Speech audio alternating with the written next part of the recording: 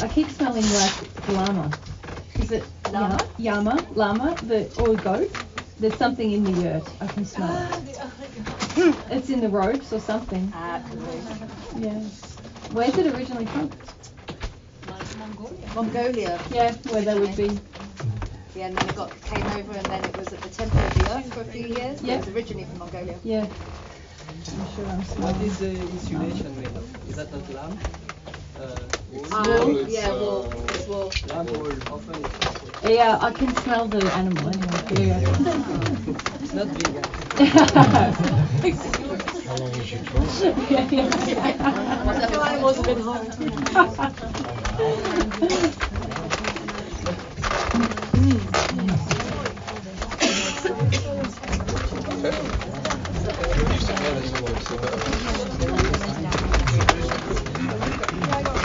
Enjoy it.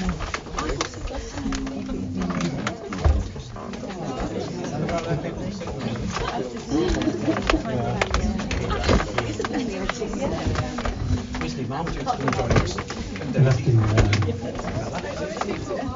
Maybe just have an hour this afternoon on a short break. Just sort of something.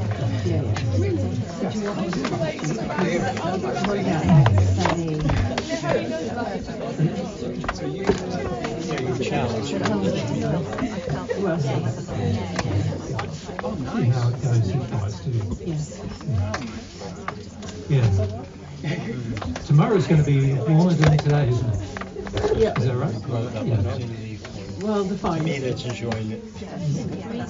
Yeah, but there's no breeze today. It's pretty unusual. Yeah. Did you say that? A little breeze would be nice. Yeah, a little breeze. I would like to breeze. It's coming later. It's coming later, isn't it? Okay, let's ask. We need a little breeze here. Not that kind of breeze. I said very sincere. And we were. And the whole group. Yeah. Not so good for the person over there. Beautiful. Beautiful. Keep on. Yeah. It's going to get tiring very soon, isn't it? Yeah. No, she's very strong. She's a strong guy. Oh, you have some help. Oh my God. Oh my God. Thank God. This is sincere.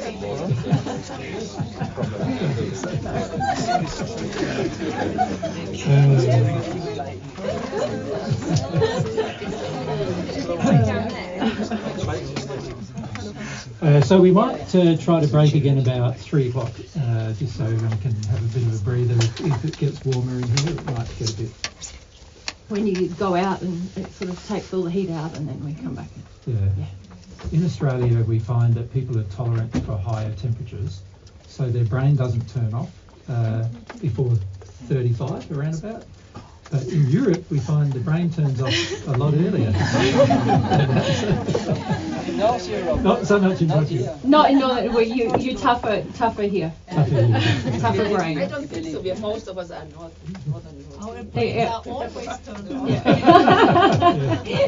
turned on the brain. Yeah. As long as you don't sit down and the brain turn off straight away. Yeah. That's the main thing. Yeah. Okay. All right, so we were discussing the conscience, and why have I raised the issue of the conscience with regard to this subject? God's standards of love is really the question. Because remember, we started off talking about we want to focus on God's standard of love, but there is an essential part of the conscience. If you understand the use of the conscience, you can see, can't you, that really the conscience is telling you the truth about what God's standard of love is. So the conscience is actually a great mechanism to determine what the standards are in terms of what God sees the standard of love is. The issue most of us face is that very few of us think about the conscience being a mechanism via which we can learn about love. We treat it, if we use the conscience at all, we just mostly think of it as a response, as a mechanism that tells us when we're guilty. In other words, when we're right or wrong.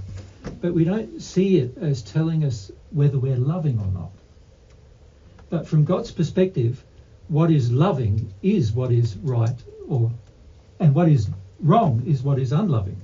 So actually, the conscience mechanism, which is the mechanism by which God shares truth with you, is also very informative about whether you are loving or not.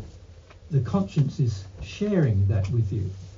So one of the things that I learnt in my first century life, very early in my life, was that learning about the conscience and learning to ask God questions and be open to the responses of those questions, not only did it teach me what is right and wrong, but it also taught me what was loving and what was unloving at the same time. And this is a very important thing to understand about the conscience mechanism. So the conscience, you could say, remember it's a mechanism that belongs to the soul. So here's my soul, Mary in my case. And the conscience mechanism, and you could say, let's just draw it sort of here, the connection with God, God's version of love. So God's standard of love is really being told to me through the mechanism of the conscience. Now, whether I accept it or not is completely up to the exercise of my will. I don't have to accept it. God doesn't force me into accepting what God shares with me via the conscience. He does, however, have laws that correct me whenever I'm unloving.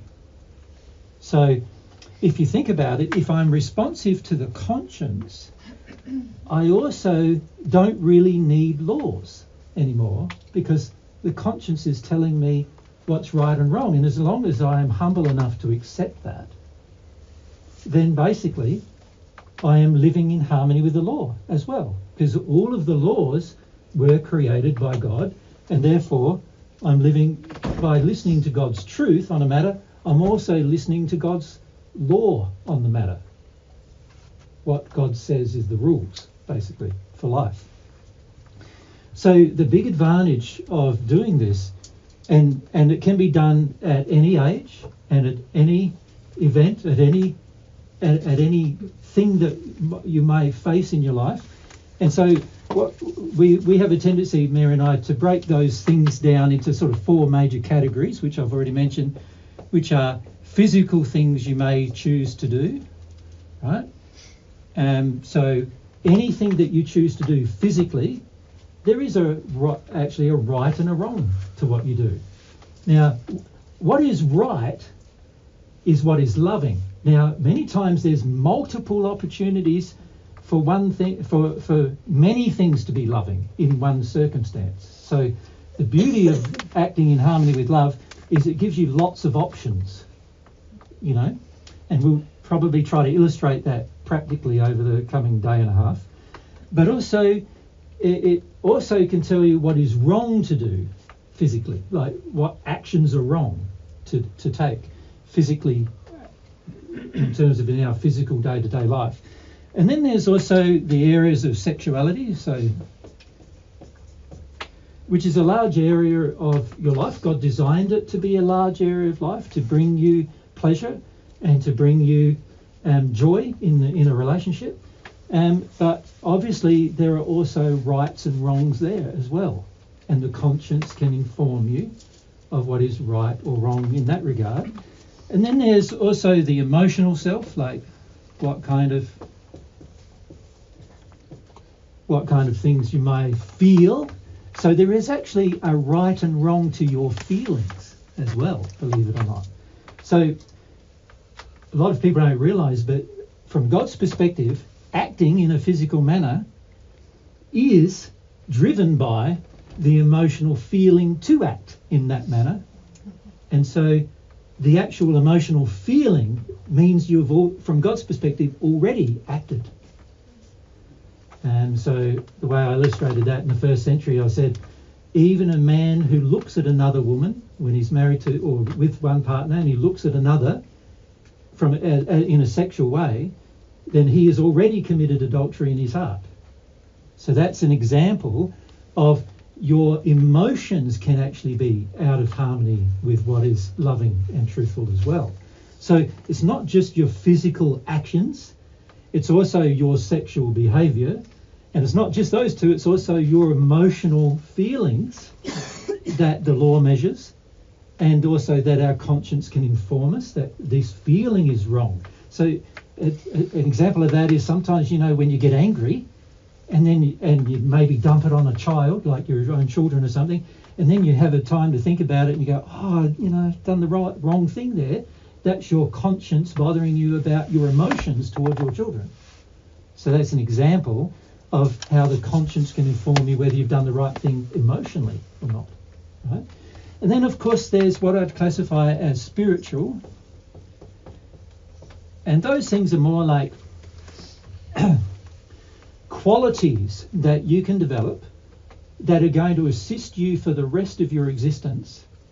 And there are some qualities that are going to harm you if they're inside of you for the rest of your existence. And true development of spirituality is developing in regards to the qualities that are going to help you and also help others and be loving and express truth. And then also removing from yourself the things that are unloving and unkind and untruthful, not humble. Those kind of things also need to be removed. And this is a part of your spiritual development. So you've got areas of your life where the conscience can assist you in, and every aspect of your life can be, if you're humble, you can be more open to being assisted in all of these different areas of your life. The issue that most of us face is that we are not very humble. We want to be our own lawmaker. So the problem with being our own lawmaker is that we come up with our own ideas of what is right or wrong spiritually. In other words, what is the truth, the spiritual truth of the universe? What is the emotional truth? In other words, what goes on inside myself? What is that emotional truth? What is my sexual truth and what is my physical truth? Often is very much in disharmony with what God feels is true, or what God feels we should be doing, in harmony with his moral law. And it's these areas where we need the conscience, where we need the sensitivity to be able to guide us into developing ourselves and our relationships. So if Mary and I, both of us together, decide that it's not my laws in our relationship that matter, and it's not Mary's laws that matter in our relationship, but rather it's the laws. The more sensitive we can become to the conscience, the more we can feel what God's laws are regarding our relationship. If we both decide that we are going to focus on that, God's laws, rather than our own law, can you see, eventually we're going to have a much better relationship, because both of us will be progressing towards an ideal goal. Make sense to you? If I keep my own laws and Mary keeps her own laws, eventually there's going to be conflict, because we come from two different families with their own injuries and with their own ideas about what's loving. Eventually there's going to be conflict, and unless both of us have a focus on what is God's standards, we are going to end up in being in angry conflict with each other. Can you see that? Because we're in a different place with regard to what I believe the law is and what Mary would believe the law is. So the key actually to having happy relationships, whether it's with children, parents, our partners, the environment even, happy relationship with the world around us, is whether we are going to accept God's laws as real or not. Whether we're going to actually have that connection enough where God can share with us, these are my laws. If you work in harmony with those laws, you will be a happy person, right? And bear in mind that God's also not just interested in my happiness. Like in the relationship, God's not interested in me being happy and Mary being miserable. You understand? He wants both of us to be happy. So the problem is, many times in a relationship, what we observe is that one person's quite happy and content and the other person's quite miserable. And the reason why for that is because one person has set the law to be their own law, and the other person feels they have to conform to that law. So in the case, if it was Mary and myself, let's say I set the law, and historically many men have done this, right, in their families for millennia, really. They've set the law, and then they've enforced the law through violence on the rest of their family, and then the women then feel, oh, we've got to live by that law, otherwise we're going to be violently abused. And so then they conform to the law, but they're not happy. So God's not interested in that kind of relationship with us, or us having those kind of relationships with others. What God wants is for all parties to be happy. And not to just have the semblance of happiness or the illusion of it, but rather to actually be happy in their heart is what God's looking for. This is why he created law, so that you could be happy if you engage the law. In fact, the purpose of all of God's standards is to make you happier. So it's not to punish you, and it's not to degrade you, and it's not to make you feel bad all the time, and it's not any of those things, but it's to make you happier. Happier people, happier individuals, happier society, happier earth, happier environment, happier when you pass into the spirit world, same. The goal is to make you happier. So the purpose of the conscience is to help you be happier. So you could also say the purpose of God's standards is to help you be happier. When you hold on to your own standard, you are not going to be happier. As I think many of you have experienced in the past, right? Every time you've done that, it doesn't cause you to be happier. Right? And if you are happier, what about all the people around you? Are they also happier? Right? If you're engaging your own standards all the time, but you're expecting everyone around you to do what you feel are the standards, you might be happy, seemingly, but everyone else around you is going to be sad, angry, bitter, not really wanting your company, for the reason that they're not happy because your standards are out of harmony with God's. So it's a very important thing to ensure that our standards are in harmony with God's when it comes to these all areas, if you like, of our life. Not just with regard to our physical behaviour, but also even with regard to the way we feel. Even in regard to that. Yeah? Right. Now, are there any questions about that before we proceed? Yeah? It's about the conscience. Yep.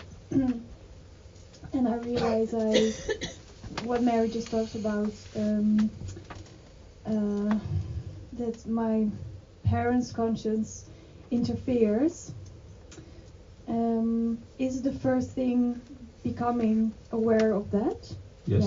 Yeah. Yep. Good. And then starting to be more aware, getting in fear or getting in shame.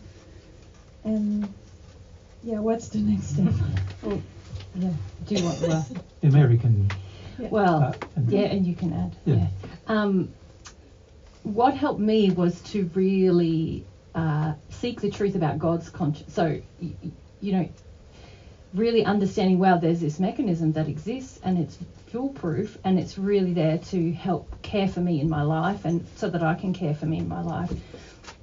And then to feel really how disconnected I felt from it. That was actually very upsetting for me. I felt very, like a lot of grief that I lost this a long, long time ago. It hasn't been with me. And now I want it back, and I feel like I don't know how to do that, you know. So I really had to go through a process of really fear and sadness about this disconnection. And then that helped me to sensitize to how afraid I was of being my own woman aside from my family, how much my family's approval was still important to me, how frightened I felt if I didn't have their approval. And so working through that was probably the major thing that really helped me then to really desire the connection with the conscience. When I first sort of kind of connected to this again, I felt upset that I wasn't connected to the conscience, but I wasn't realizing I didn't actually want it because I wanted my family's approval more. So that process really helped me. And then exercising it kind of like a muscle of seeking God's truth about things in every situation I was in.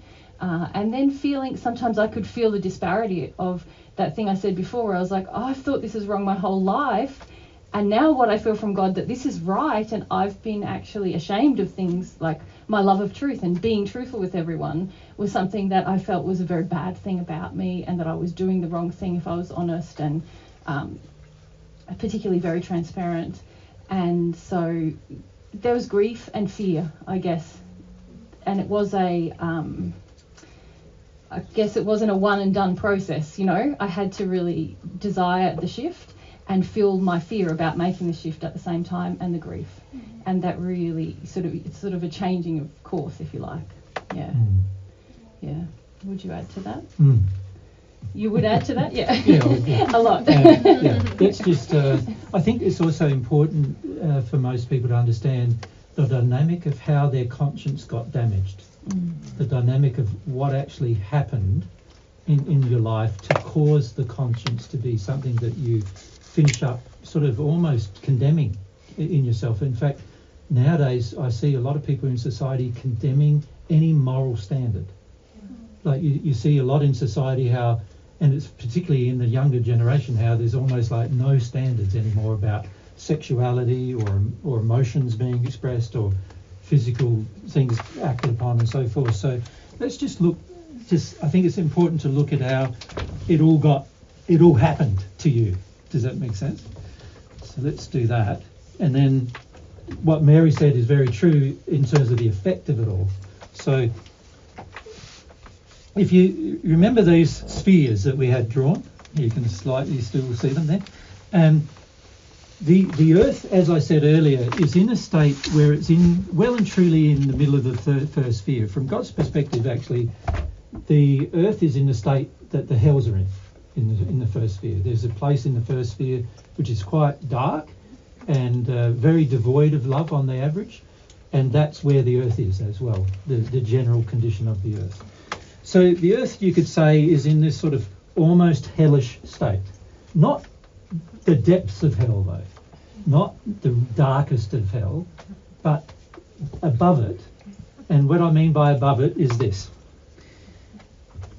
The average law, if you look at the average laws made by society, you can see that there are certain things that society views as wrong right now, isn't it? So how does society feel about murder? Some places, Yeah. Under certain circumstances. An army can go and murder, yes. So government sanctioned murder is okay, but individual murder is wrong. Again, it depends who you are. Some people Microphone, no, murder and they're protected, you know? It's Let's do microphone though if you're going to make a comment, because nobody will hear it otherwise. I think again, it's gotten so off course that it depends. Individuals right now are murdering other people and Correct. they're getting off with it. So it's not just Correct. government sanctioned. It's Correct. But it's not, the general society is saying murder is wrong, isn't it? Generalised society. generalized, but But there's a lot of caveats to that, isn't there? Like, under this circumstance and under that circumstance, and if that happens to you, and if that, there's a lot of caveats, but the general view is murder is wrong. If I just went out on a murder spree, the majority of society would condemn me, right? What about rape?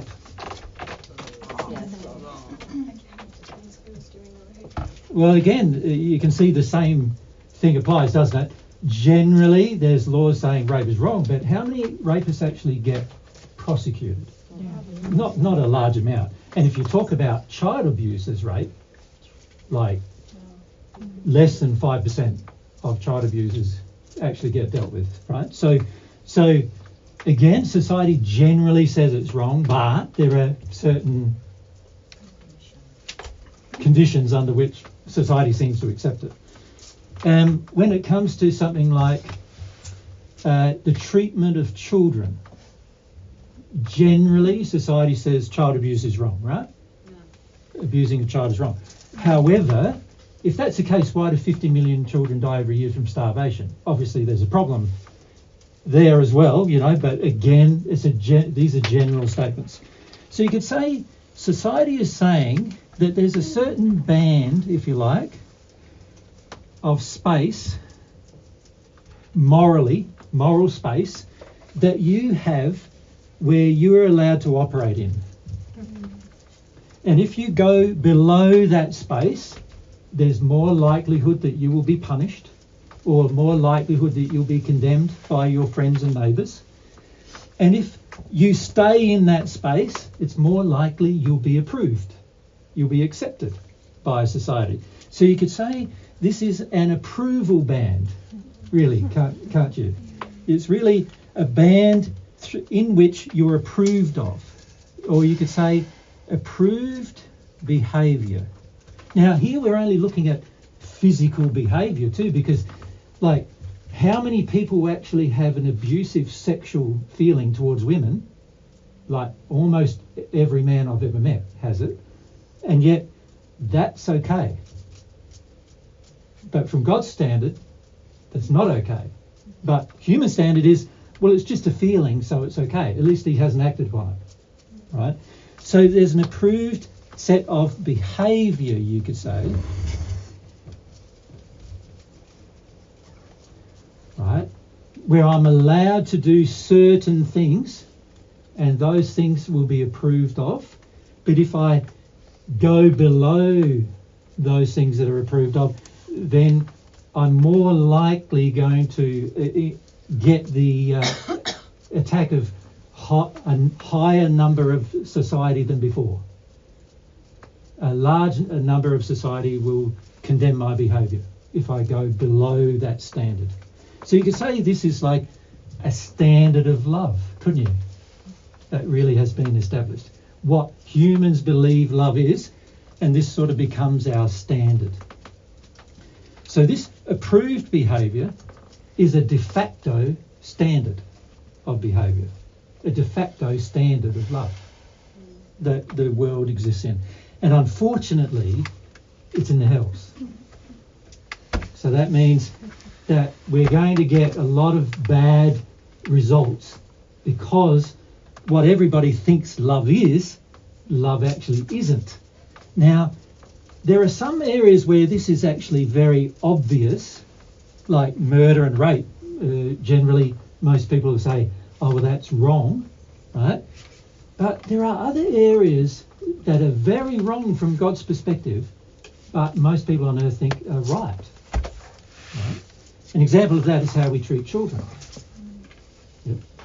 So that there's a very growing standard on earth that we should treat children and give them all this space and all this latitude to do whatever they want whenever they want, because most of us, as my age or older, in their 50s, 60s, 70s, most of us didn't get to do what we wanted, and we feel quite angry about it, and so we want our children to do whatever they want, not understanding that from God's point of view that standard is actually very unloving, and in fact from God's perspective it's abusive to the child, which is very interesting actually, because and the way it's abusive is the child won't know how to actualise itself unless it's educated in as wide variety of things as possible. It won't know what to choose. And so what most of us don't realise is that when we allow a very permissive state with our children, which is happening more and more on earth now, you even see it with little toddlers ruling the entire household. You know what I mean? Like whatever the little toddler screams about, everybody runs to its rescue, does whatever it wants. It can scream for anything and it gets whatever it wants. And this is very abusive to the child to allow this to continue, but most parents don't know how to correct it because they have learnt that I can't smack the child to correct it. So what do? Like, I don't know what to do. I don't know how to educate this child that what it's doing is unloving to the rest of us. You know, and so most of them then tolerate the child doing it, not understanding that actually the child, not without any correction, is actually being abused, because its future life is going to be tainted by the attitudes that are developing within the child. And this is something that most of you are going to find very challenging to hear, right? Because many of you have grown up thinking, I had a bad, the abuse of me was more obvious, like I was belted, in my case with a strap, many of you with a cane or something like that by your parents even. In fact, many of you, if you were brought up in a Christian household, there's a quote from the Bible that says, spare the rod, spoil the child, right? So most Christian households go, well, God wants me to smack my kids. And they use that as a justification to do it. So after a while, you end up going, you end up thinking, the parents ended up thinking, this was the way to encourage the child to be more loving. Not really, right? What it did was make us afraid, made us afraid of violence, made us more prone to violence and other things like that, or made us more tolerant of people just doing whatever they want whenever they want as well. So there's a whole heap of injuries that have grown up there, but because it's within the approved behaviour of society, it's acceptable. And by the way, many of you here have created your own society. So your approved things in society will be based around what you created as your society. And that will be different to what I've created as my society. And that'll be different to what, somebody in Austria creates as their society, right? So this approved behaviour generally goes up and down a little bit in terms of how loving it is from God's perspective. But generally, it's very much the same no matter what people choose to do on earth, because hardly anybody is considering God's standard. What is God's standard of love? And because many people on earth are not receiving God's love, they don't automatically know what God's standard of love is. And because also they're not receiving any truth via the conscience, they're suppressing the conscience, they're not receiving any moral truth about what God's standard of love is there either. So in the end, all of us start setting up our own standard, which unfortunately is going to be very much about our history and what's happened to us as to what standard that will be. Right? So here we are. Remember, there's spheres above this. First, second, third, fourth, fifth, and so forth, right? Up to the perfect natural man is what we're talking about here. And even beyond that, which is what we need to talk about more tomorrow. But you can see that society is going to let you be in that area. It's going to let you operate in that area. Now, that area isn't very high from God's perspective. It's very low. It's very low.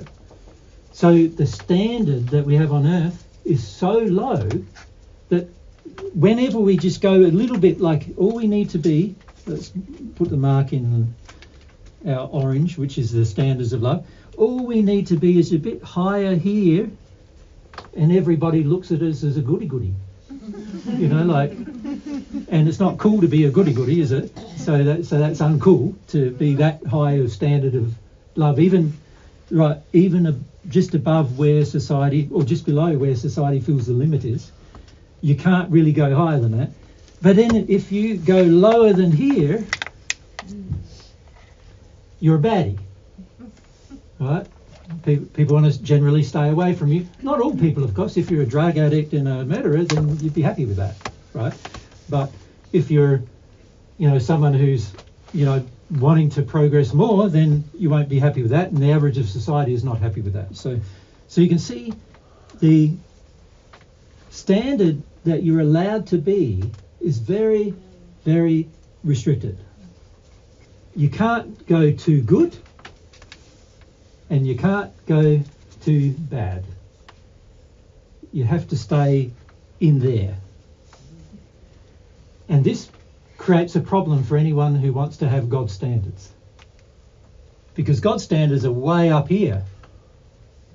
And this is society is saying you can't go there. Right? In fact, you'll find the more you go there, the average person in society condemns you more for going there, which creates its own restriction. And particularly if you're worried about what people think of you, which most people on earth are, it creates your own restriction where you won't go any higher than what society is allowing you to go. Now, this also works in your family. So let's say Mary and I are together. I have my levels of how much Mary's allowed to progress. Let's say they're here. Halfway in this approved behaviour of society. That's where I want Mary to be. Right? And I'm happy with Mary when she's there.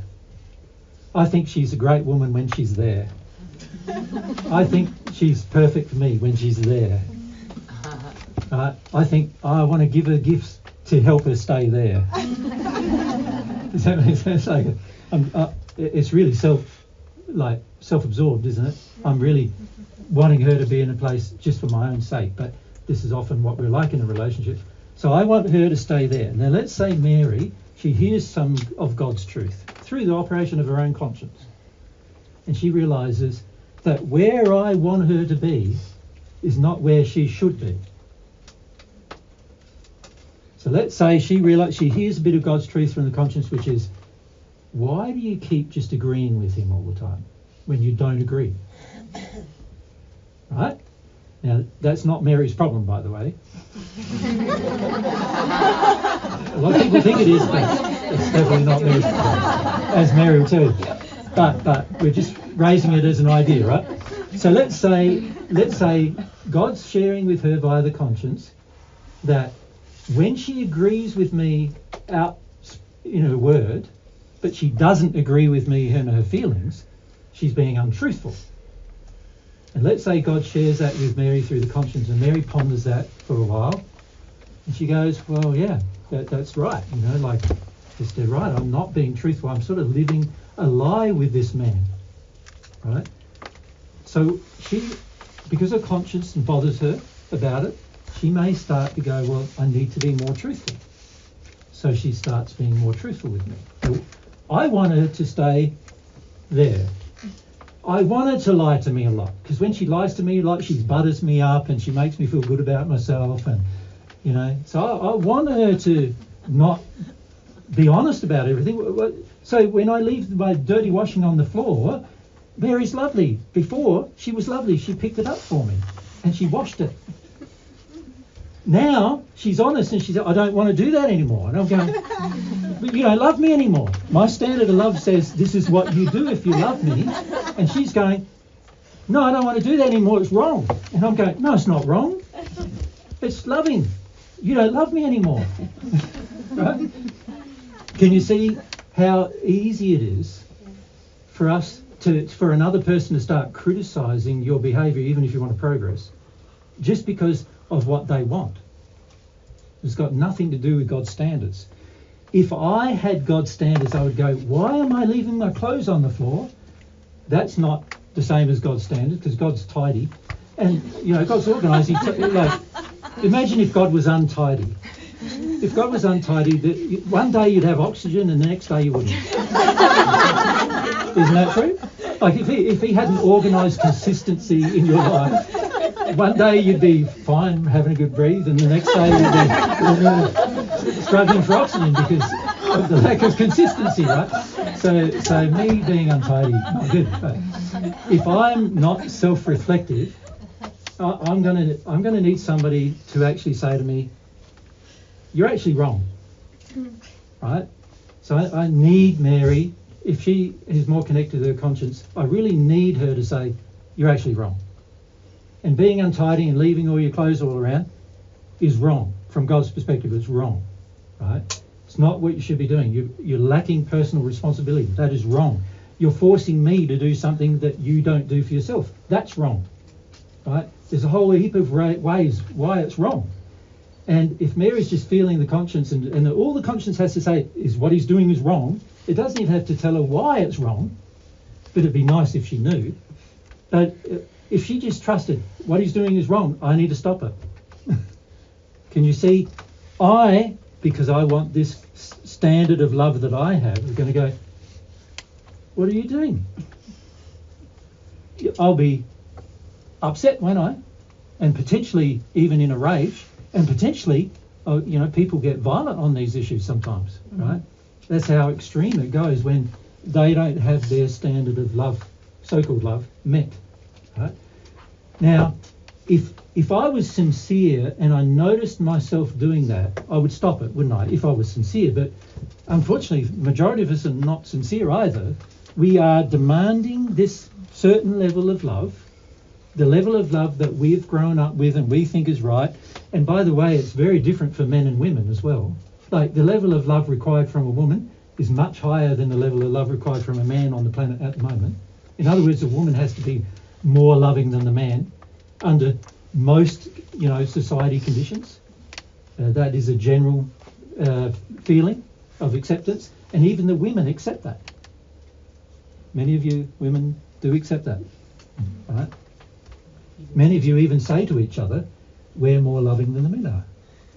Isn't that Proudly. true? Proudly. Right. So you've even accepted that as real, but you do nothing about it, generally. Aside from just divorcing all men. Getting rid of all men is not the answer, by the way. It's not loving. It's not loving.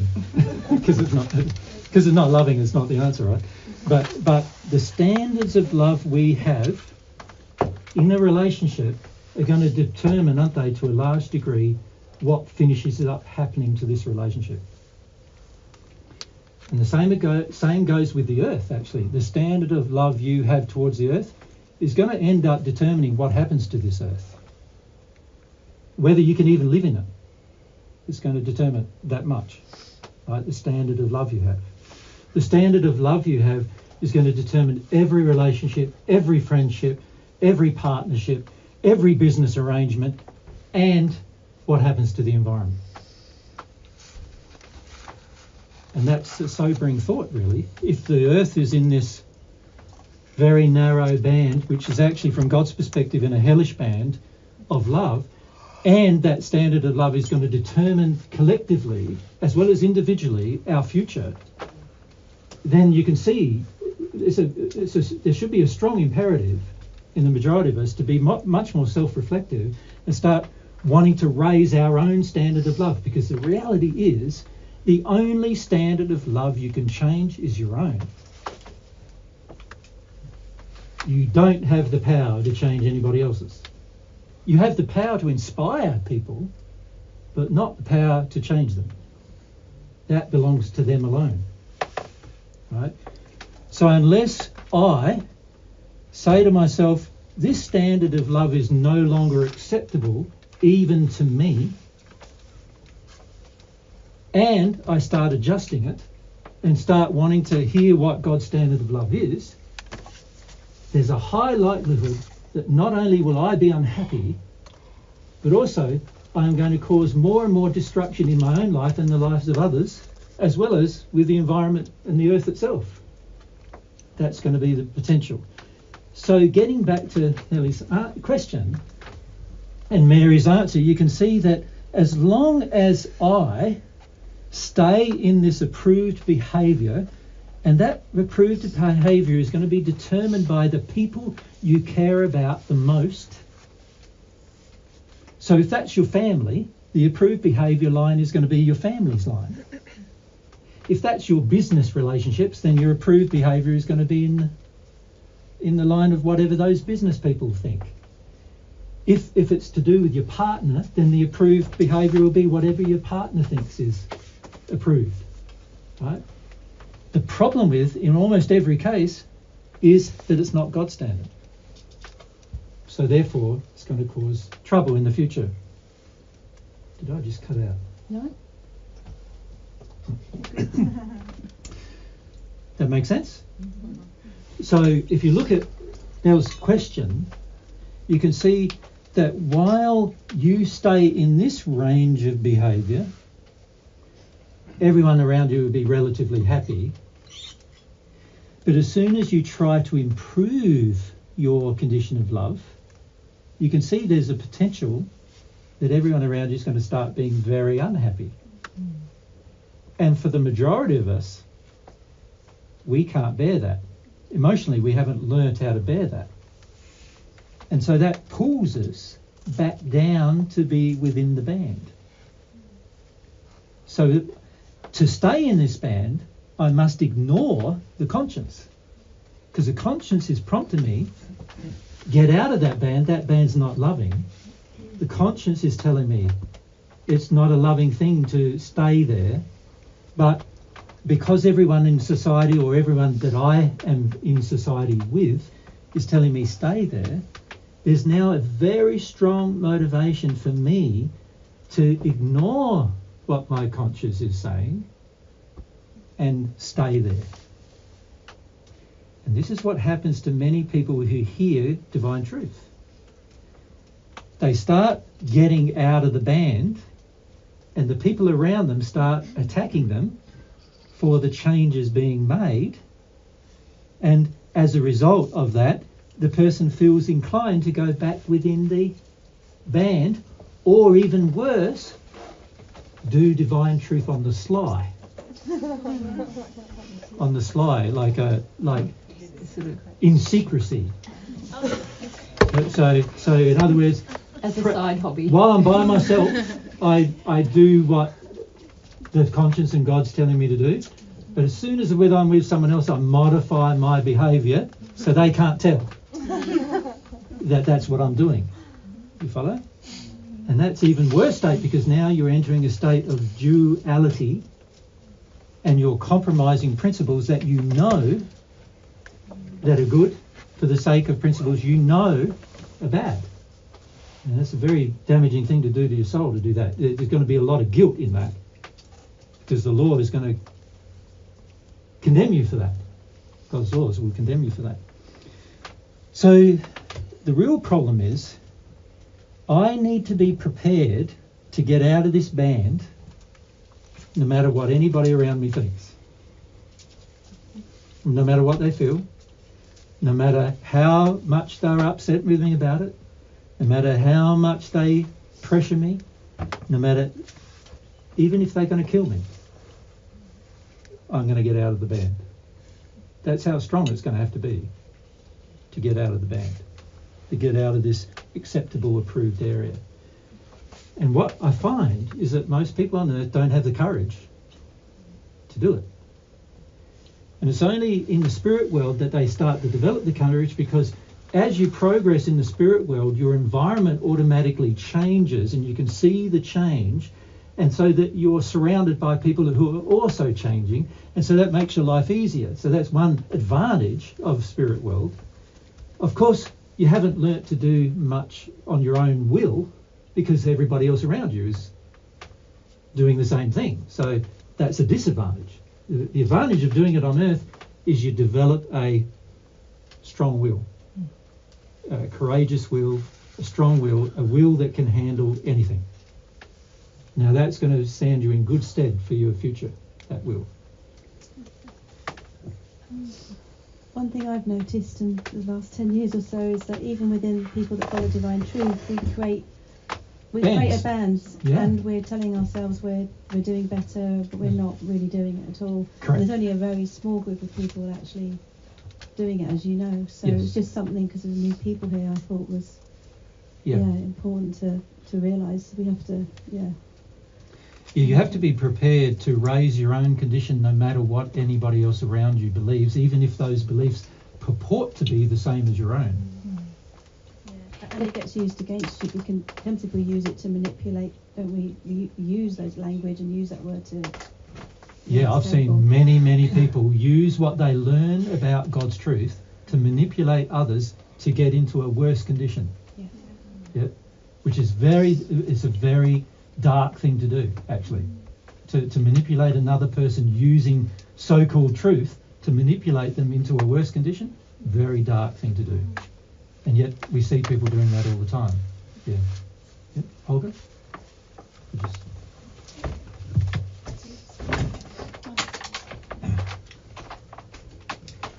I wonder if it's necessary to actually also physically leave the environment, or to stay in it and confront the people.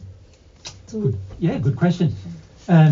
Remember what we said were the four main aspects of your life. What were they? Spiritual, emotional, physical, and Sexual. Okay. So let's go in terms of order of priority. That would be physical, sexual, emotional, spiritual. Yes. Right? So that's the order of ascending priority. So when it comes to your physical environment, you want to create an environment that is enabling you to progress beyond these conditions, don't you? Yes. Yep. If you stay in an environment where this is the approved behaviour and you keep staying in it over and over and over again, then how more difficult is it going to be for you to get out of that environment? Very difficult. Very difficult, right? So at some point, there are going to be physical changes you're going to have to make, as well as sexual ones, as well as emotional ones, and as well as spiritual ones. Right? There's going to be beliefs you'll have to change. There's going to be emotions you have to change. There's going to be sexual behaviour and feelings you're going to have to change. And there's also going to be physical things you're going to have to do to make those changes. Right? You could say you need to create a space that enables your change. Now, if you're living with a partner, let's say I'm living with Mary and she wants to change, and I'm set. I feel she needs to, do things, even on a physical level, do things like pick up my washing, wash it for me, iron it, put it in my cupboard. Even if I feel that, can you see, every time she doesn't do that, what am I going to do? I'm going to blame her. Well, first I'll try reasoning with her. Don't you know you should be more loving? You're not loving to me. You've been doing this before, and the more you've listened to that Jesus character, the more unloving you've become. Understand? So this is not good. He's bad for you. Stop, and I've seen some guys even bash the telly. Like, literally destroy their own telly to stop their girl from watching anything to do with more truth, right? People will go to that length, because they want to stop their partner from making the change that's going to challenge them into a higher condition of love.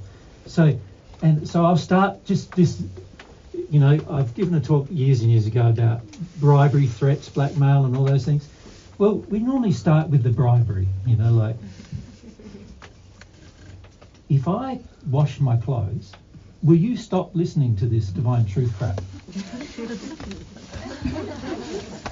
You seem to be upset about me not washing my clothes and not drying them and not ironing them and everything. I'll do that. Stay with me. I'll do that. I promise you. But you've got to stop listening to this crap, because it's crap, right? Got to stop listening to it. So a bit of bribery there, right? And Mary goes, let's say she has a bit of fortitude, a bit of courage, and she goes, oh, what am I going to do now? He's threatened. If you don't stop, I'm going to leave you, and I'm going to make your life so hard. I'm going to break up with you, and you know how you want me for security. You're not going to get any. I'm going to take you to the cleaners financially. I'm going to make sure that you're destitute. So what am I doing now? I'm working on her fear. Her fear. Right, so work on a fear. Nope. No. What do I do now? Now, from now on, it depends on how good I think I am as to what I'll do. If I think I'm really good and I'm really developed, I won't hit her, I won't get violent with her, but I'll do all the things I just promised. I'll make it happen. And you probably do things like, well, now I'm going to tell all your family and all your friends that what you've done to me. Yeah. We got married, you did these things for me, and now you're not doing them. You're in a cult. You know, all I've got to do now is say, oh, there's this guy in Australia killing these Jesus, and my woman's in a cult now. And all of the family will go, yeah, she's in a cult. Yep. So what are they? Intervention. Intervention. You know, like, and we've had actually some people we've now become friends with who right back in the beginning, they've even tried to drug them and all sorts of things to stop them from making any change.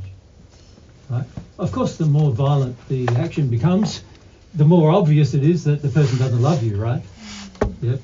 But it's pretty tough still being in that environment. Okay, so I'm now in my violent stage, and the limit of my violence is going to be determined only by how much I think I'm a good guy. Really. So if I think I'm an okay guy to belt Mary, I'll belt her. But if I don't think I'm an okay guy to belt her, then I won't. If I think I'm an okay guy to make her life a misery through all sorts of other methods, I'll do that. But if I think I'm not an okay guy if I do that, then I won't do that either. You follow? But it's just how much pressure will I bring to bear to get her to stay where I want her to be is going to be very dependent upon my condition and my self-awareness. Right? And Mary is going to need courage, isn't she, to deal with all that. Can you see that? If she wants to get God's standards, she's going to need courage to deal with all that. Courage to deal with my potential levels of abuse that I'll bring to bear.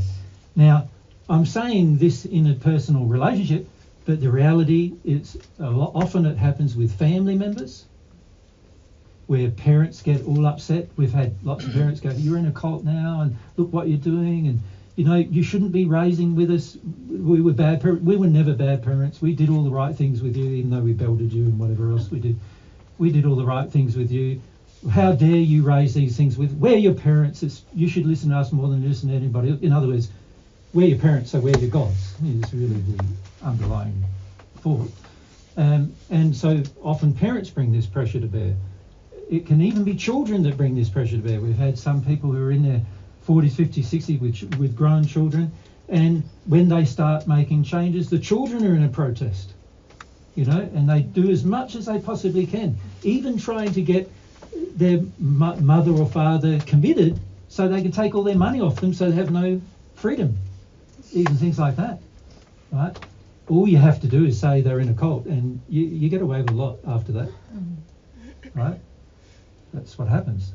Obviously, you're not in a cult, because Mary and I have no interest in telling you what to do with your life. We have an interest in educating you what God's standards are. But we don't ring you up every day and say, checking on you. You go, checking on you. What did you do today? How did you treat Andy today?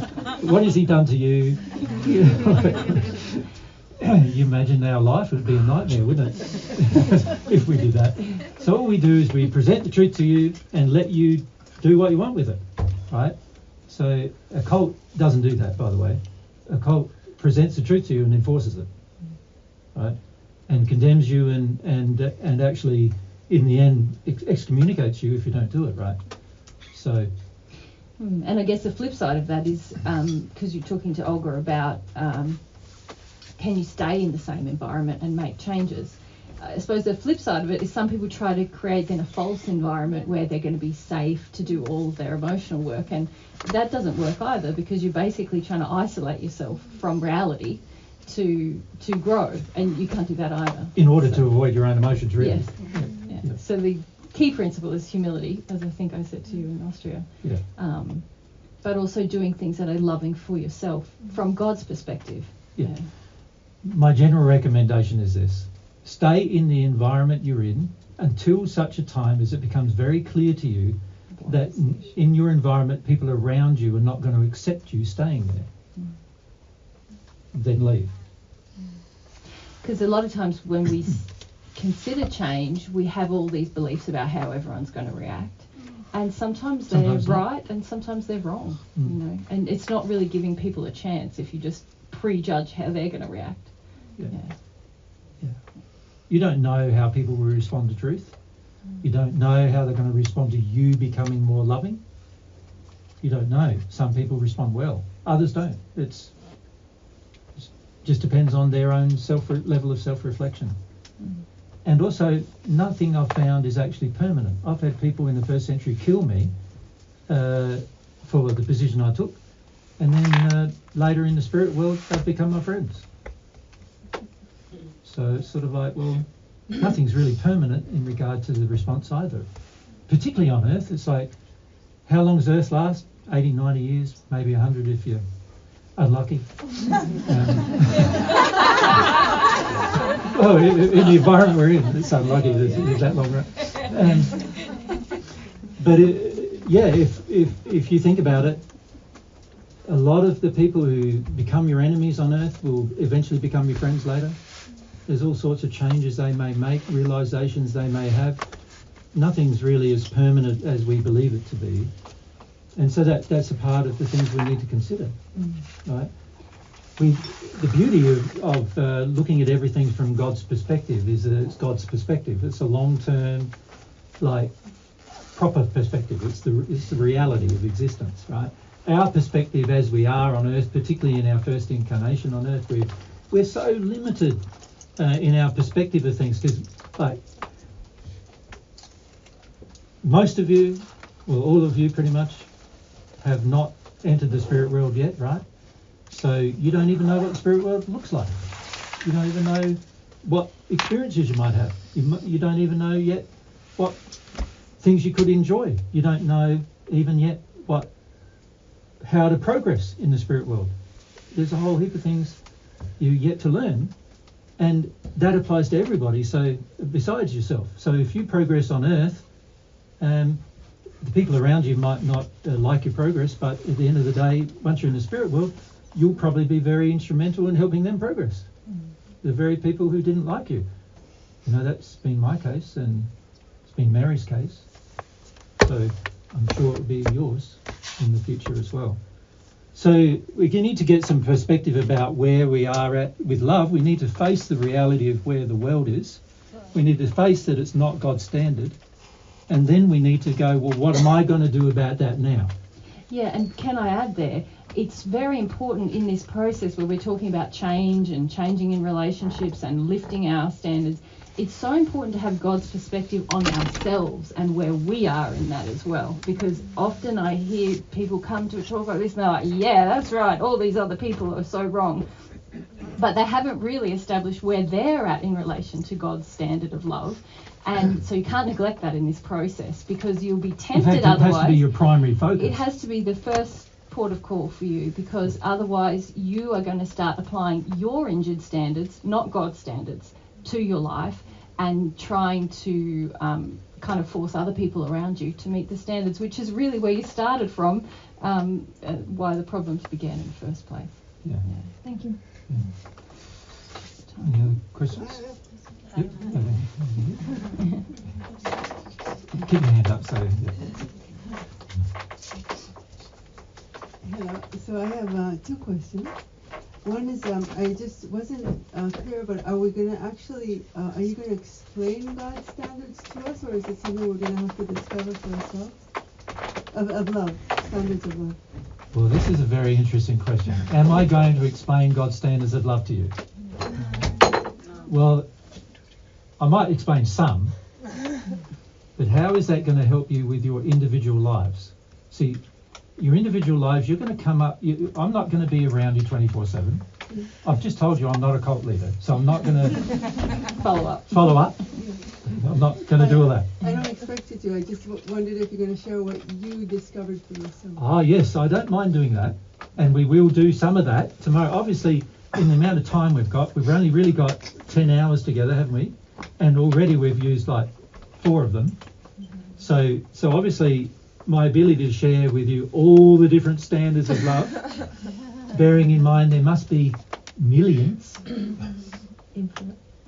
Yep, and there is actually millions of different things. Of course, they are guided by a few principles, but in terms of individual laws, there's millions. So, of course, when you engage principle rather than law, you can sort of reduce the principles down to about 15 or 20, and you pretty much can't go wrong. But and we've already done that in the presentation in 2019. 19 This is this group you're talking about? was about God's law, but the trouble is it's not on the net, is it? Oh no, 2016 you're talking about. Sorry. 16, yeah, God's 16. Yeah, the last group Yeah. in 2016 we did, which was about the principles that guide all of God's laws. God's laws of love. Or God's laws of love. God's loving laws. God's loving laws, it was called. And if you watch that, you'll see there's a lot of principles that you can apply to any law. And it's very handy to apply principles to things rather than individual laws to things. But the reality is there are millions of laws, and it's impossible for me to share everyone with you in the time we have. But also, it's important for you to develop your relationship with God so that you don't need me to determine what the truth is. Because the trouble with needing a person to tell you what the truth is you become dependent on the person. And if that person dies, what do you do? Well, just because we have a moment with you here in time and space, Yeah. I thought, wow, these are gems that could be like, just if you give us one example. I will. But it's more important that you learn the principle. Yeah. You understand? Fair enough. So very important. So I will do what you're asking, and Mary and I will do this over the next couple of days. And if you're here 2 weeks a week later, we'll do the same. But it's important for you to understand the principle so you can do it for yourself. Right? That's the key here. The key here is that you can learn through your relationship with God and what God's standards are. You can develop your own conscience. You can put that into practice in your own day-to-day life. It's very important that you focus on doing that rather than getting told things. Now, it is beautiful when somebody tells you something. I agree. It's sort of like one of the things that I've felt quite a lot is in my own progress is no one's told me anything and I've had to discover everything myself. Now, aside from God, of course, God tells me things, but aside from that, if I'm out of harmony with God, I've got to work it out. So the problem with that I've found is that I've really, when you say it's a problem, it's not really a problem, but it tends to make things a bit longer because you've got to discover things. Now, what I'm trying to do with you guys is give you a mixture of both things. Tell you some things, but also encourage you to discover things. Make sense? Mm-hmm. If you can discover things in your relationship with God, then you will have a closer relationship with God. If you only discover things through my interaction with you, then your relationship with God will be compromised because you won't be as close to God as you could be. And what I would like is for you to be as close to God as I am, because that's where the joy comes. So that's why we want to do it this way, right? So that's your first question, though. What was your second one? So my second question is about the word God and this idea of God, which I always grew up like, I don't know if there's God, maybe there is, maybe it's the creation, the universe, like all these words, and I'm finding that I have this resistance to the word God. Very good point, yes, most do. And I'm wondering, like, okay, this is an idea planted in my head that there is a God and it's called God, and then when I try, let's say, to talk to God, then I feel it's like something superficial that I'm doing because I was told there is a God. Yeah. And I'm like trying to, I guess I don't know exactly how to phrase what I'm wondering if you could help, like how I can come to it in a more like authentic way that feels more natural to me. Very good question. We actually answered that question in the last two groups. We talked about these things a bit, and we've, in the sense of, firstly, do you in your heart really feel that God is real? Like the entity of God is a real entity. And, you know, we talked about many ways that you can discover whether God is real, but the important thing is, if you do not feel God is real, then it's unlikely you will desire to connect to God through the conscience, and it's also unlikely that you'll desire to receive love from God. So resolving the issue for yourself as to whether God is real or not is a very important thing to do. Yeah. And it's important to start from the point of not knowing. Like what you really described is, I actually don't know. So now I'm trying to engage with all these things you're talking about, but it doesn't feel real because I don't actually know. And that's actually very good personal insight, because if you can go into this, if you like, there's a concept being presented to you with a seeking heart, not a prejudiced heart, like, oh, it can't be, or yes, it's definitely got to be. Oh, is it real? And really let that question settle in your heart, and then you will receive an answer, and then that will be your own. It will be authentic, if that makes sense. But it'll be a process, because there's all these things from your past that have prejudiced you against God or made you opposed to the idea of like a Christian God and wanting it to be everything is God. And so there'll be all these things that you'll have to want to discover the emotional roots of, because a lot of them have nothing to do with God, but things that people have done in the name of God, or the way people who purport to have a relationship with whatever God they say, how they've affected you. Yeah. Does that make sense? What Mary said I'm to you? saying? Yeah. Yeah. Yeah. That's good. Yeah, thank you. Just checking. Oh, come forward. Yeah. Yes. Could you again say what intuition is to you? Because, yeah. Yep. Intuition is a soul-based attribute. So perhaps I need to back one step before we talk about intuition itself. When your soul was created, there are certain potentials that your soul was given versus instinctual things that your soul was given. So if we divide, and remember I'm talking about the one soul, which is including of its two halves, so of which you are one half. So here we've got the whole soul. I don't know where S came from there, but it's an F.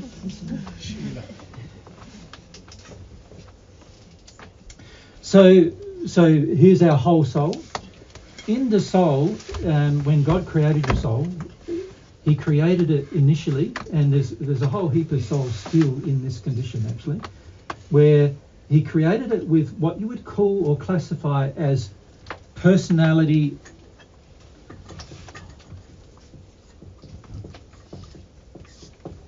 Or another word for that might be a certain type of nature. Right? So God created each individual soul with a different personality and nature actually. So there's not one soul Mary and I have met ever that has the same personality and nature as another. And in fact, in the spirit world, this is how we don't have names in the highest. In the celestial heavens, there's no names of people really. And you know the person because of their soul-based personality signature. It's sort of like that's their name, whatever their signature is. And this personality and nature God has created directly. You can enhance it by developing it, but you can't change it. Does that make sense to you? So with the personality and nature you've been given by God, you cannot modify it. You can try to suppress it, which people do on earth a lot, and also in the spirit world. You can also try to modify it, but it's not going to get modified. All you can do is embrace it and grow in your emotional capacity to express it. That makes sense? So that's a part of you. That's your individual nature. Separate to that is a whole heap of potentials that God gave your soul. Now, these potentials are broken into two primary areas. There's potentials that are gifted to the soul as a perfect human. So you could say human potential. And then there's also a set of potentials that are gifted to the soul only through your relationship with God. You could call that divine potential. You follow me? But these are only potentials. They are not gifts given to you without you asking for them and developing them and embracing them yourself. And these potentials involve two primary areas. one area is the potential of your personality and nature, but the other area is the potential of your character, your moral character. In other words, what you believe is right, what you believe is wrong, what you believe is good, what you believe is bad, what you do in your life, your behaviour, the way in which you act in your life. That could all be summed up as your character. Right?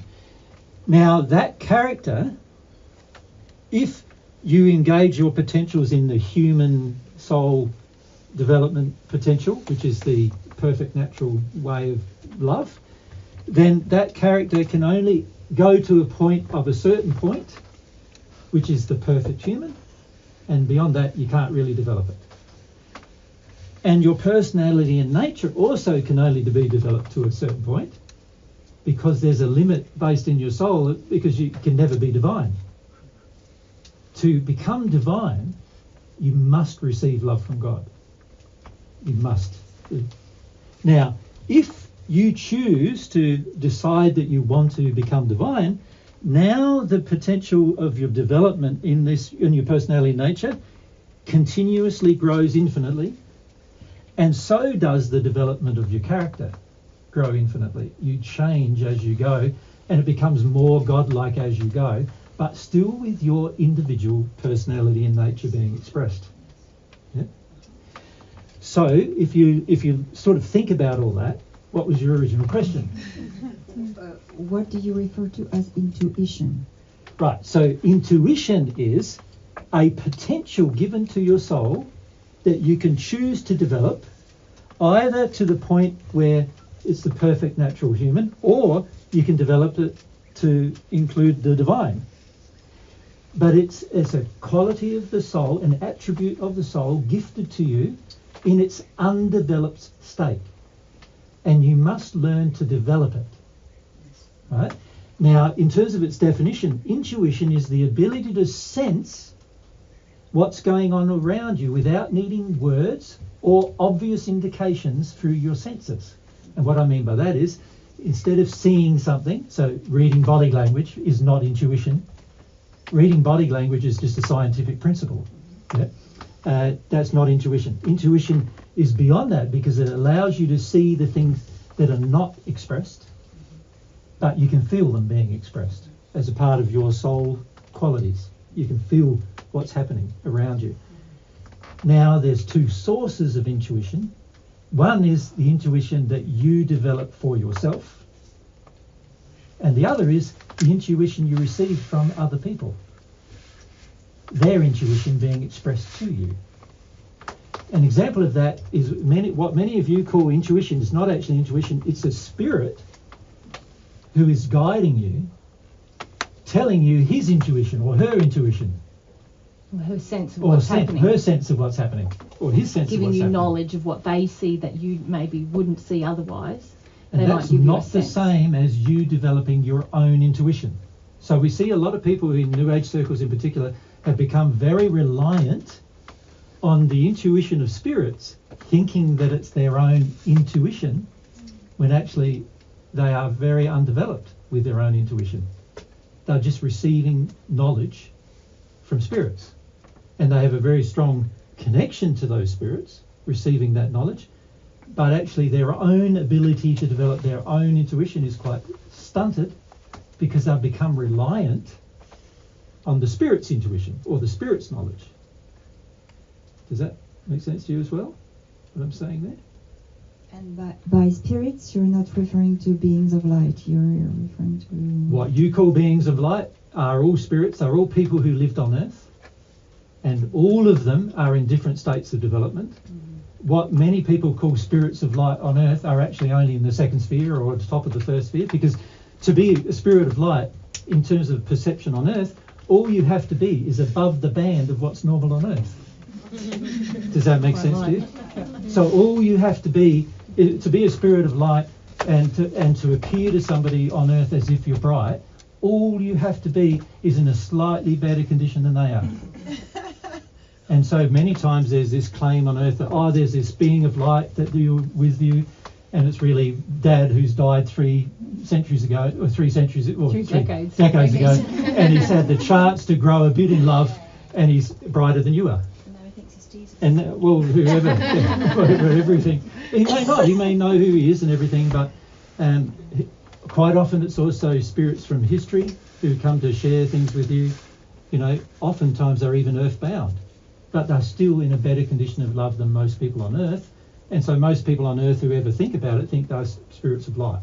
But the reality is they're just people who lived on earth who have managed to grow probably beyond your own condition, and therefore be able to, because of that, they have greater powers than you have, greater ability to inspire you, great ability to give you what you think is intuition, but actually is frequently their inspiration coming from them.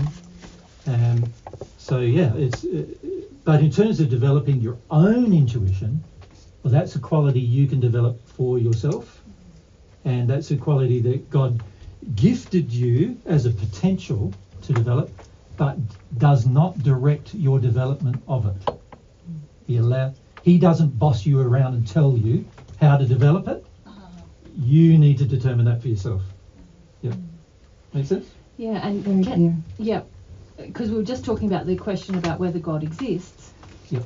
Very often we meet people who have what they call an intuition that God exists.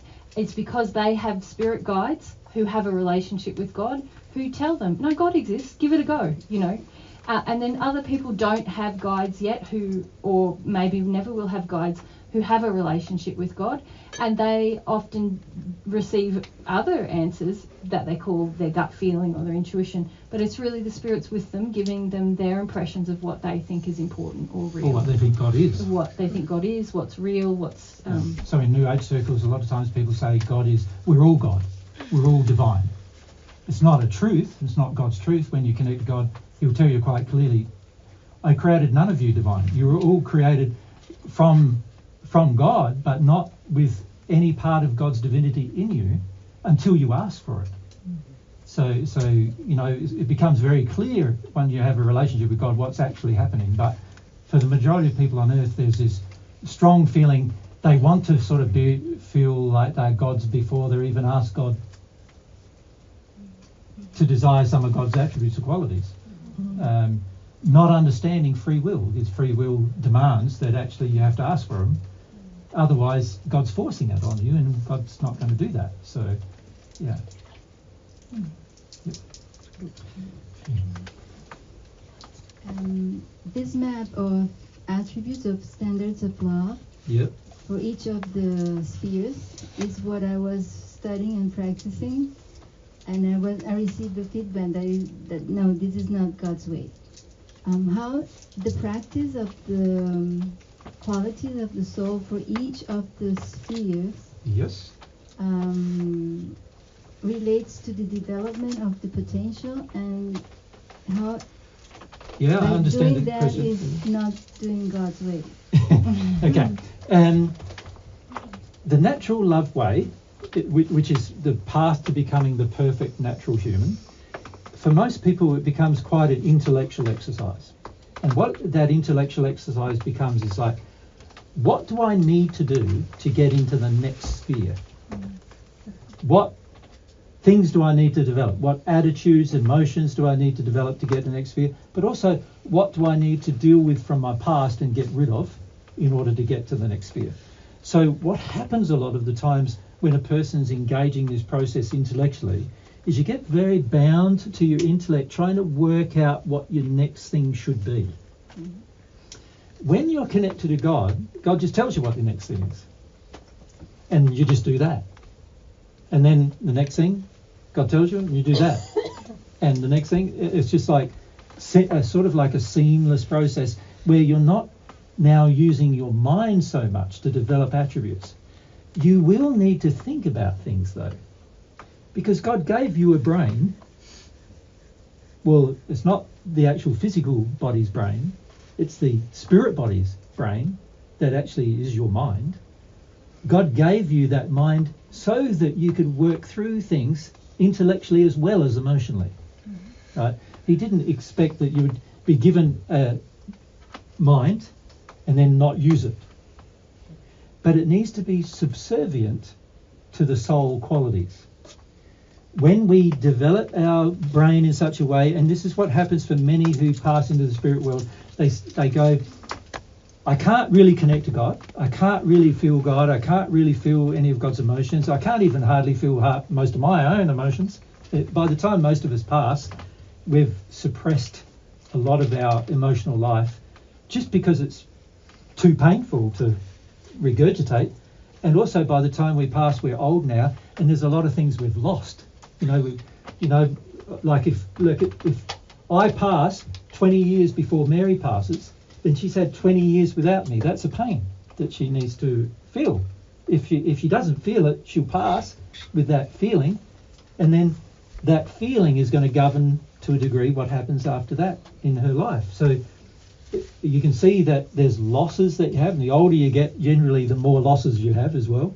And so you end up with this state by the time you pass generally that is quite like full of a lot of grief that's not yet felt, right? And also fears that are not yet felt, because as people approach their death, their fear of death intensifies. This is why many people become very focused on health rather than spiritual health, is because their fear of death, they're worried. I don't want to die, I don't want to die, I want to stay here. And then there's also the losses of the people you leave behind. So you might, if you're a grandma, for instance, you've got all your grandkids and you've got all your kids and everybody that you still want to have a relationship, that they're going to be left here. And most people don't understand you can easily visit them. But even if you understand you can visit them, you're not going to be able to talk to them necessarily unless they're open to that, and most people aren't. And so a lot of people just get more and more afraid the older they get before they're passing.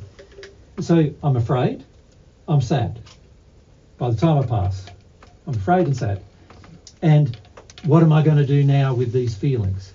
Now, for most people, they go, these are bad feelings. I don't like feeling them. So what I'm going to do is learn how to progress in the spirit world with my mind, and then do that. And these spirits have encouraged people on earth to do the same.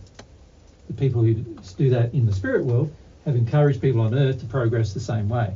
And so what you end up happening is you end up saying, what is the transition between the first and the second sphere?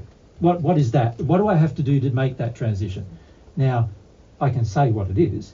You have to become focused on truth as your primary purpose in life. That's what the transition is.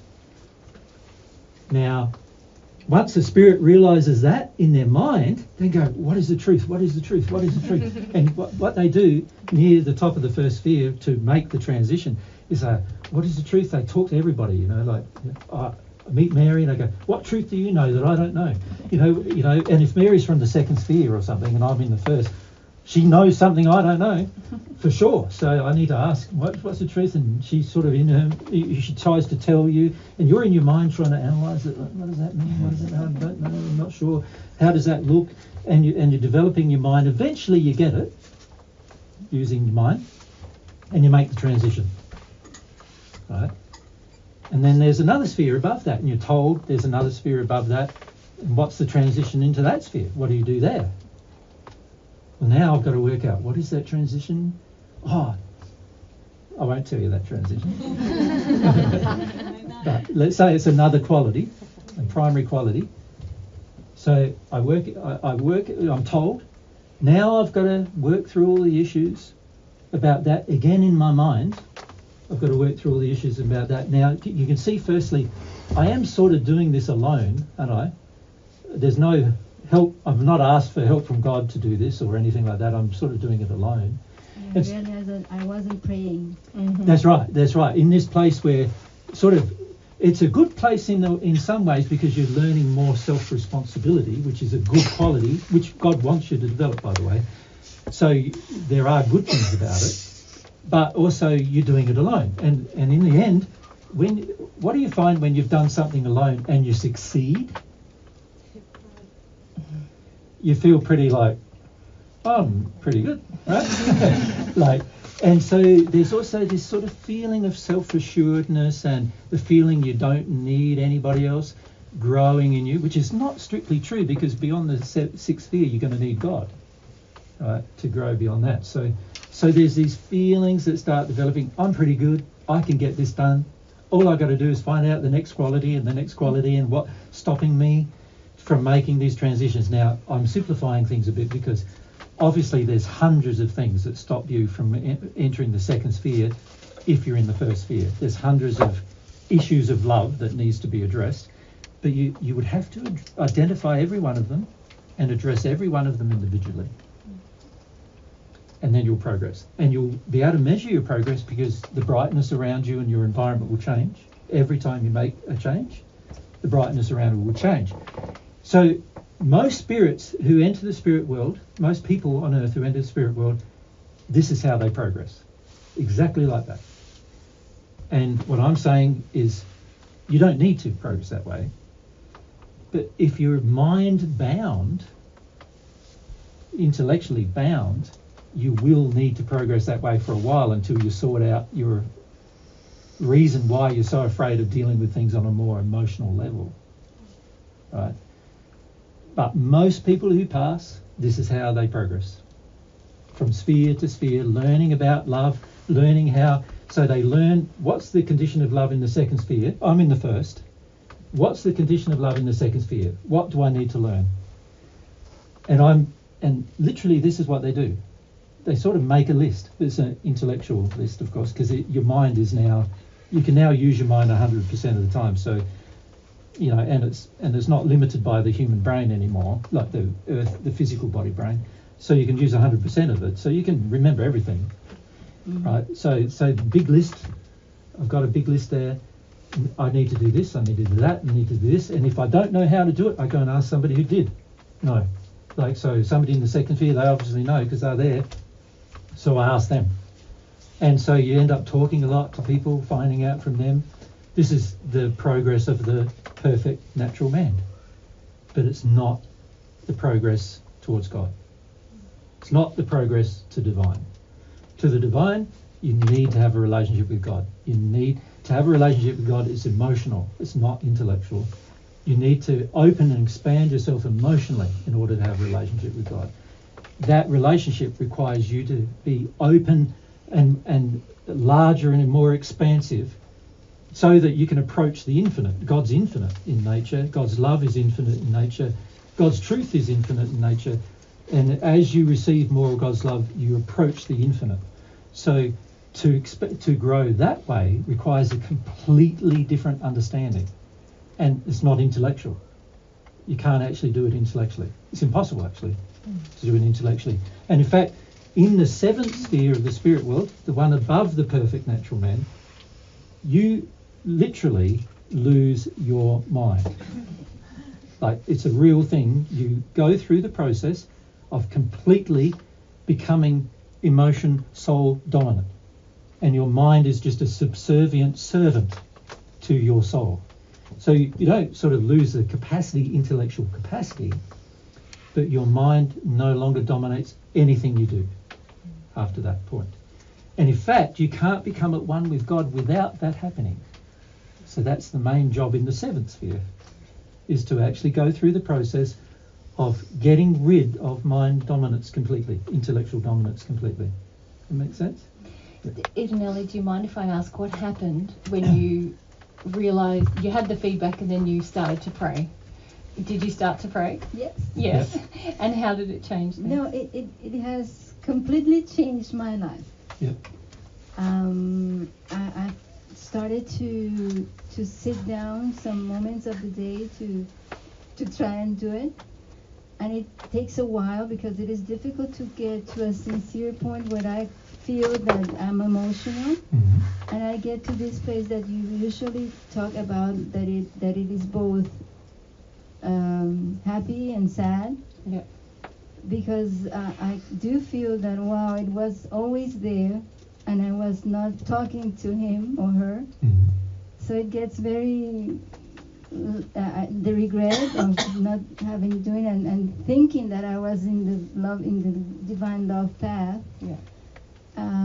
But it feels different immediately, doesn't it? Yes. That you're away from this study and more in this. Yes, Yeah. and it has made me remember of moments in my teenage years, and I used to have I felt some things. So yes, I do. I know right now that it is totally different. So, but I just kind of explain to people why, and to the people with whom I was working with, why it is different, and they do not understand. They think, no, but we are doing the divine love path.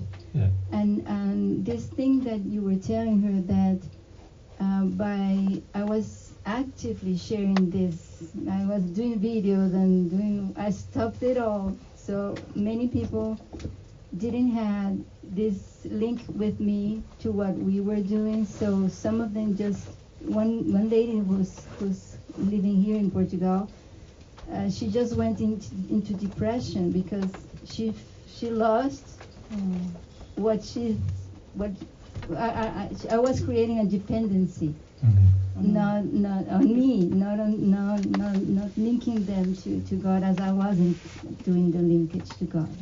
Yeah. So yes, all that you've been saying has been confirmed.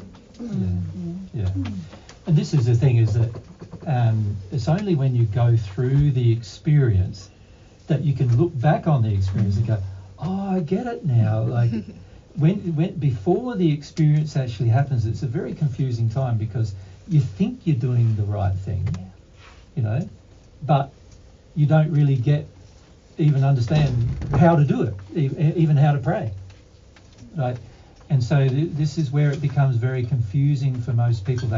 When they use their mind to listen to divine truth, they think they can be doing it, but actually the feelings are not involved, and therefore it's not actually happening. Yeah. And but it's very good you mentioned your experience, because it's exactly how it works. Yeah. Exactly how it works. Thank you very much. Yeah. Toilet, can we have a toilet? Oh, sorry. What do you? Can we have a toilet? Oh, can we go to the toilet? One more question, and then you can. You can go. You can go.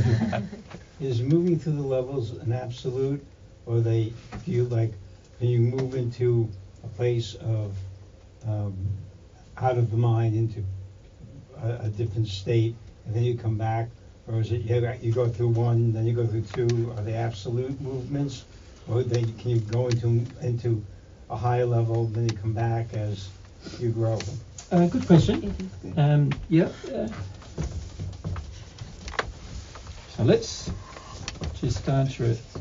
There's two things to consider in the answer to that question. One is, yes, the condition of change is absolute. Like when you go from one sphere to the next sphere to the next sphere, there is an absolute change in the individual from one to the other.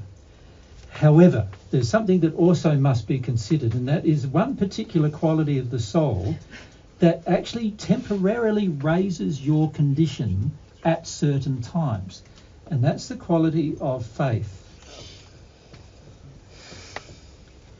Now, the quality of faith is a very interesting quality, because it's about sort of believing with all of your feelings that something you don't currently have is available to you, is a reality. So it's like you know it's a reality even though you're yet to experience it, right? Now this quality of faith temporarily raises your condition to a new condition, and in that space you can receive, so if this is an individual, you can receive more inspiration than you could have done if you didn't have that faith. Right? So faith is an interesting thing to develop in terms of a soul quality. It's again one of those gifted potentials that God gave us to develop, but it's something that has to be personally developed in order to experience. Now, you've heard of the term faith healing. Well, all that is a person feeling with all of their heart, this emotional state, that a healing is possible, which temporarily raises their condition to allow a healing to occur. Make sense?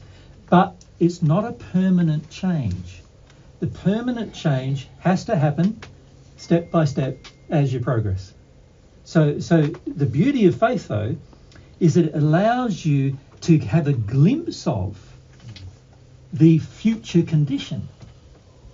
And that's a very powerful thing to motivating your desire to meet that condition.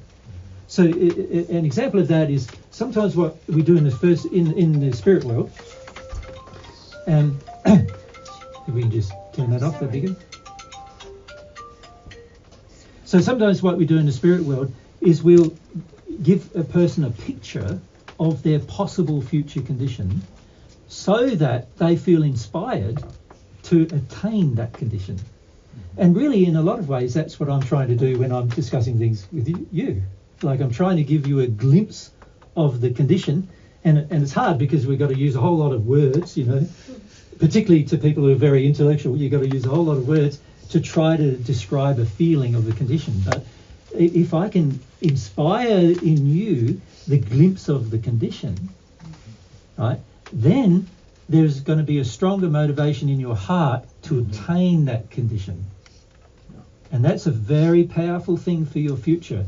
And one of the things that many people rely on earth and in the spirit world is spirits and other people coming to them and giving them a glimpse of the potential of their future. Because what it does is it causes you to be motivated to obtain that future. Yeah. And so why it's such an important question is because the quality of faith is what lets you temporarily raise your condition where the future appears real to you rather than just appearing imaginary, something to not aspire to. If real faith is there, you start to feel like, this is a real place I can go to. So an example of that is at one with God. If I can somehow inspire you enough to realise and have faith that you can ask God for love and he will give it to you, then that will cause you potentially to ask. But if I didn't do that, your faith would be, what's possible, I don't know, who knows, it's not even worth trying, right? So this quality of faith is a very important quality to develop, and it's going to help raise your condition to have glimpses of your future that are not current in your life. But the second part of the answer to the question is yes, you're still going to have to make those adjustments of love as you progress through the spheres. So obviously, as you progress through the spheres, once you get to the 4th or 5th or 6th or 7th and so forth, your condition of love will be actually true. So you could say faith is like, an example I can give you about faith is, here's a physical example, not a very good one, but if you had, there's a difference between you having faith that you can walk through this wall, right, without there being a door there, versus you actually doing it. When you actually do it, you don't need faith anymore, do you? Because you know you can do it and you've done it. So faith is what helps you believe you can do something without having yet done it. Now, when it comes to receiving God's love, that's a very important thing to develop, because if I have faith that if I'm sincere when I ask, I will receive, then that puts me in a place where I feel the future will be if I ask, and so therefore I will be motivated to ask. Yeah, and that's why it's such an important quality to develop. And this quality of faith has helped me all through my life. Every change I've ever made has always been driven by faith first. Yeah. By this, I start out imagining. Eventually, it turns into an actual feeling that it's real, because God, I can ask God about whether it's real. And so I don't go imagining things that are just like impossible. I ask God what's real, and then I try to imagine myself being there. Does that make sense? And in imagining myself being there, I start developing the quality of faith to the point where I feel I'm going to be there. And then once I feel I'm going to be there, I keep asking for God's love. eventually you get to the stage where you are there.